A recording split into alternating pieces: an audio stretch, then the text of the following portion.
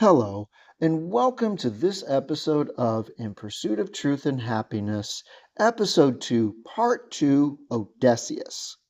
Last time I introduced Odysseus and began to analyze him as a man, as a king, as a father, and as a husband. In doing so, we encountered Odysseus's pride as it was demonstrated at several intervals throughout his journey, with special reference to Odysseus's interaction with the Cyclops, Circe, Calypso, and his father. In this episode, I will broaden my analysis of Odysseus and his pride by analyzing his interaction with society and the gods. Let us recall that pride is, in essence, the rejection of any kind of measurement against the self. Odysseus, however, cannot be said to be completely amoral. But Odysseus is prideful enough to where he brings situations upon himself that could have been avoided otherwise if he had not been prideful. The encounter with the Cyclops stands out in this regard. What also accompanies Odysseus's pride, which manifests as his cunning, is skepticism. While threatened with drowning after losing his men and ship at sea, Odysseus initially refused help from a sea nymph that could have saved his life. On the one hand, it is no secret that the gods are devious themselves. But on the other hand, this demonstrates an internalized doubt that Odysseus has towards divinity in general, even if this does not apply to his relationship with Athena. Odysseus eventually accepts help, but what is made clear is that Odysseus is someone who does his best to be deviously self-reliant, because one cannot depend on the gods, who can deceive and curse who they like, or even torment those to a degree who fate favors. The Odyssey thus gives us two situations that Odysseus deals with: man against society and man against gods. Admittedly, the Odyssey speaks more of man against society than man against the gods. I will speak more of man against society in the next episode. Regarding man against the gods, the Odyssey makes clear that Odysseus is as much in conflict with Poseidon as he is with the suitors. On the one hand, this is reflective of Odysseus's pride and his own deceitful cunning.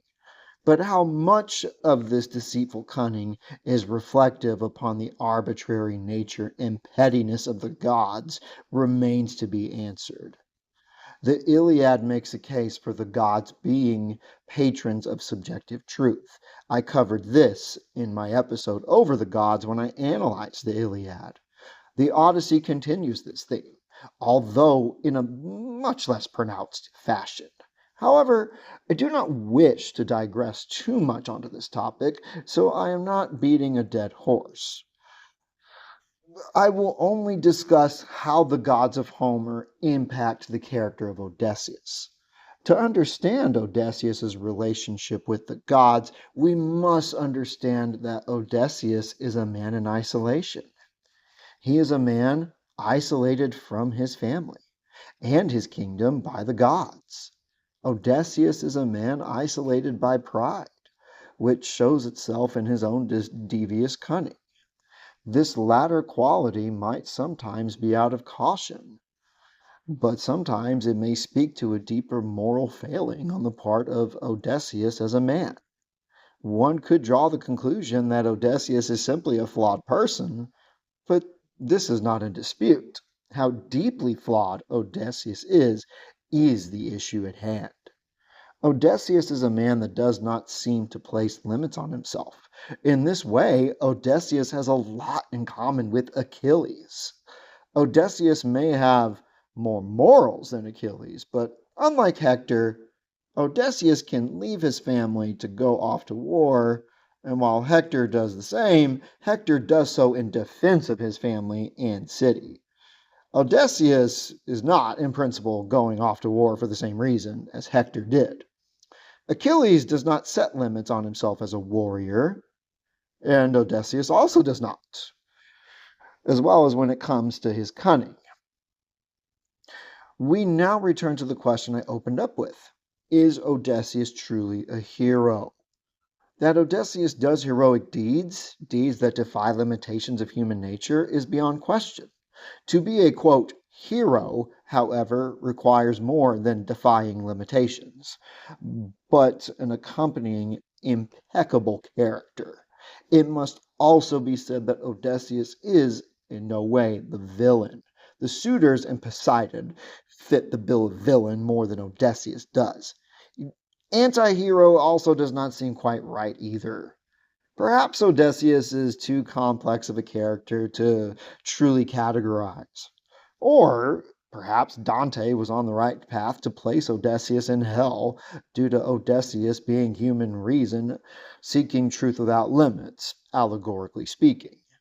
Maybe Odysseus truly is an allegory for human reason unchecked that sets itself against the universe.